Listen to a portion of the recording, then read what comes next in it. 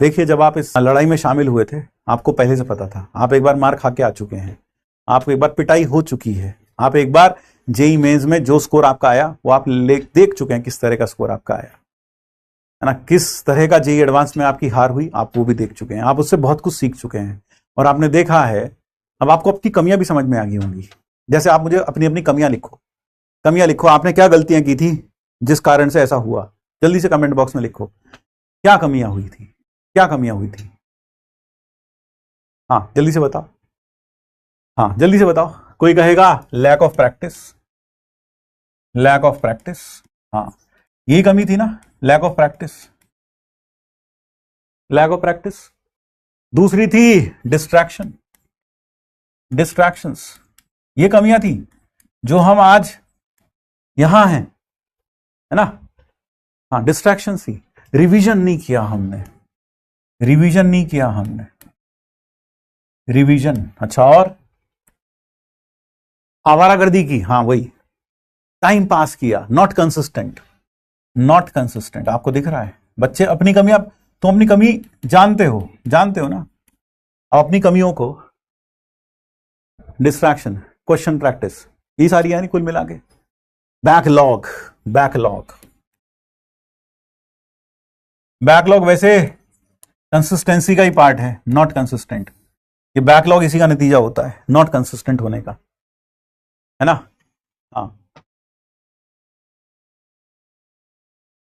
आप बहुत सारे बच्चे कहीं कह रहे हैं सर स्कूल, बस स्कूल स्कूल स्कूल करते रहे, हाँ स्कूल स्कूल करते रहे, फोकस ऑन बोर्ड्स। देखो बहुत सारे बच्चे कह रहे हैं फोकस ऑन बोर्ड्स, सिर्फ बोर्ड पर ही फोकस करते रहे, फोकस ऑन बोर्ड्स।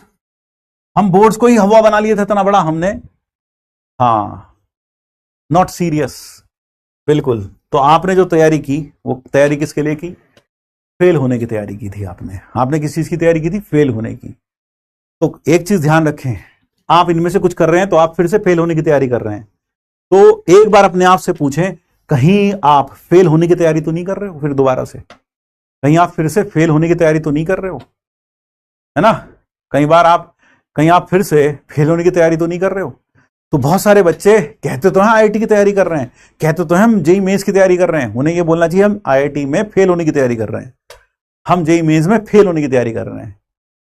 हाँ हम आईआईटी की तैयारी नहीं कर रहे होते, हम फेल होने की तैयारी कर रहे होते हैं जब हम ये सब कर रहे होते हैं, है ना। नॉट कंसिस्टेंट सबसे बड़ा कारण है।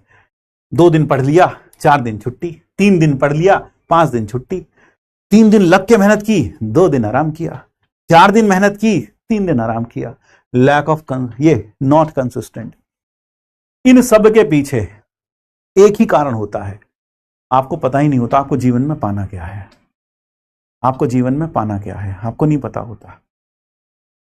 मुझे याद आती है बंसल सर की एक छोटी सी बात, वो अक्सर कहते थे, मुझसे तो काफी बातें होती थी, तो अक्सर वो कहते थे कि तुम्हें क्या लगता है जिंदगी में सबसे कीमती चीज क्या है।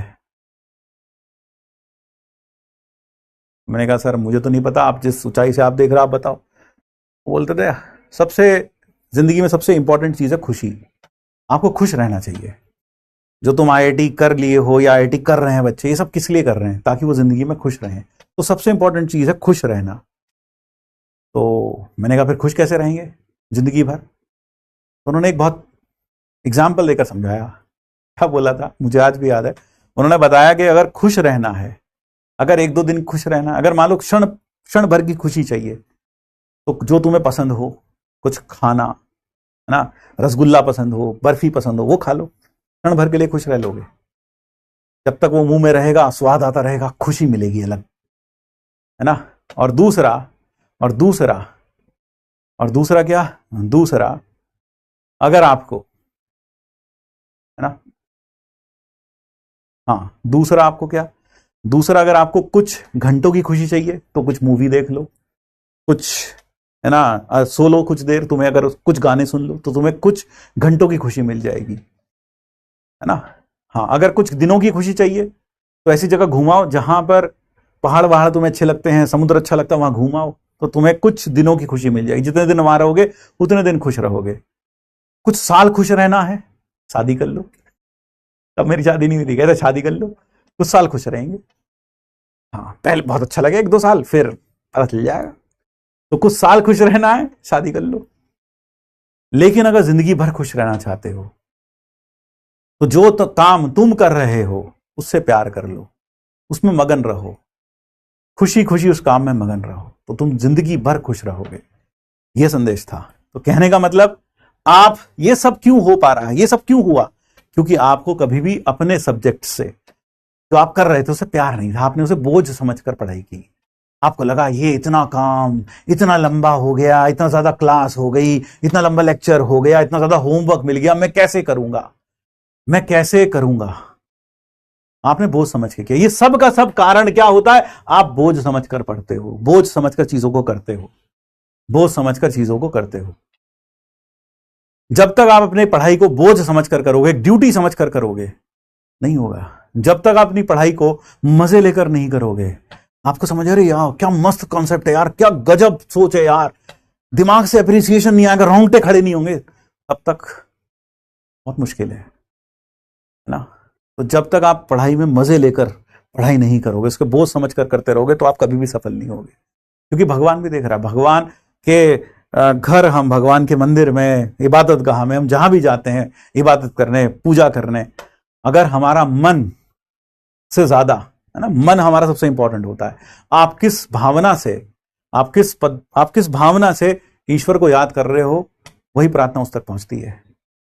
भले नीचे तुम कितने फूल चढ़ा लो, कितना कुछ भी कर लो, नहीं, जब तक आपके मन में उसके प्रति, वही वाली बात है यार, जब तक आप पढ़ाई कर रहे हैं, मजे लेकर कर रहे हैं, आप चिड़चिड़ा होकर कर रहे हैं, तो नहीं होगे सफल, तो नहीं होगे सफल। सर पर मजा ही आता नहीं है। अगर मजा नहीं आता है तो देखो, हर किसी का अलग अपना बेंट ऑफ माइंड होता है। कई बच्चों को मजा आता है पढ़ाई करने में, अक्सर जिन बच्चों को मजा आता है वही रैंक 1 2 3 4 ना, वही टॉप में दिखते हैं, क्योंकि ना पढ़ने में मजा आता, अच्छा लगता है यार, नई नई चीजें देखकर, नई नई चीजें पढ़कर। लेकिन जिनको पढ़ने में मजा नहीं आता, तो भाई फिर अपनी जिंदगी में कुछ कमियां ढूंढो, जिनको सही करने के लिए तुम्हें कुछ करना है। क्योंकि अल्टीमेटली डिसीजन तुम्हारा है ना, तुम्हारे ऊपर थोपा तो नहीं था ना किसी ने। तुमने ही कहा था मैं IIT बनूंगा, मुझे IIT जाना है। किसी ने थोपा तो नहीं तुम्हारे ऊपर, या समाज ने तुम्हारे ऊपर थोप दिया, या तुमने अपने ऊपर थोप दिया। अगर थोपा है तो फिर गलत है। लेकिन अगर तुमने एक बार डिसाइड कर लिया कि हाँ मुझे जाना है, तो फिर उसे डटे रहो और अपने जीवन में एक लक्ष्य ढूंढो कि मुझे ये करना है। क्यों करना है उसका कारण ढूंढो। मुझे करना है, घर में हालात ठीक नहीं है, मुझे कुछ करना है, मुझे कुछ बनना है, ताकि मैं घर का अच्छा कर सकूं। अभी मुझे यही रास्ता सबसे पहले दिखाई दे रहा है, यह रास्ता मैं अपना लेता हूं और इससे मैं सब कुछ अच्छा कर लूंगा, है ना। तो पहले आप वो कारण ढूंढो। मजा कैसे लाएं? ये बच्चा कह रहा है मजा कैसे लाएं, मजा कैसे लाएं भाई? मजा लाने के लिए तो भाई यही कहूंगा, अगर आप सच में चाहते हैं कि पढ़ाई में मजा आए, तो चीजों को रटना बंद कर दो। जब आप चीजों को रटना बंद कर दोगे, चीजों को समझना शुरू करोगे, तो आपके दिमाग में मजा क्या, दिमाग का जो सेंटर ना, मजा वाला सेंटर, तो जब चीजों को समझता है, थ्योरेटिकल चीजों को समझता है, समझ में आती है, तो वो जगता है। आपने APJ अब्दुल कलाम जी को देखा, ना पहनने की सुध थी, ना बाल की सुध थी, ना हाल की सुध थी, बस मगन थे, खुश थे जो कर रहे थे। तो यही कहूंगा मैं आपको, स्लीपिंग आवर्स बेटा 6 घंटे सोना चाहिए। 6 hours of sleep is must, 6 hours of sleep is must. 6 घंटे, 6 आवर्स, 6 घंटे जरूर सोना चाहिए।